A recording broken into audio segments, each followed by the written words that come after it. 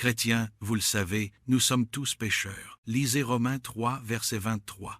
Le péché dresse une barrière entre Dieu et il nous condamne à mort, comme l'explique Paul en Romains 6, verset 23.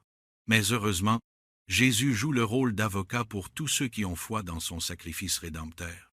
Il intercède en notre faveur en demandant à Dieu d'écouter nos prières et de pardonner nos péchés sur la base de son sacrifice, selon Matthieu 1, verset 20 et Romains 8, verset 34. Dieu accède à ces requêtes parce qu'elles sont en accord avec sa volonté. Il a envoyé Jésus sur terre pour que le monde soit sauvé par son intermédiaire, nous dit Jean 3, verset 17. Mais alors c'est formidable. Il suffit de croire en Jésus pour être sauvé. Eh bien non.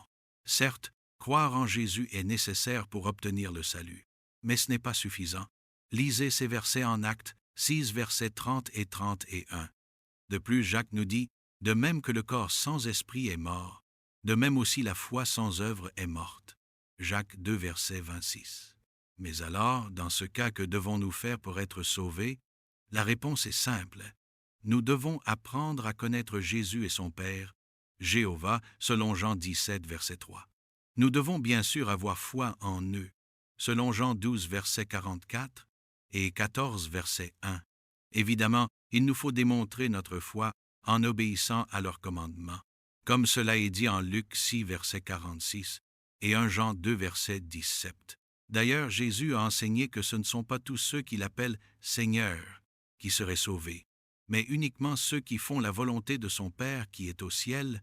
Oui, le Seigneur a bien dit faire la volonté de son Père, selon Matthieu 7, verset 20 et 1. Et enfin, continuer à manifester notre foi malgré les difficultés.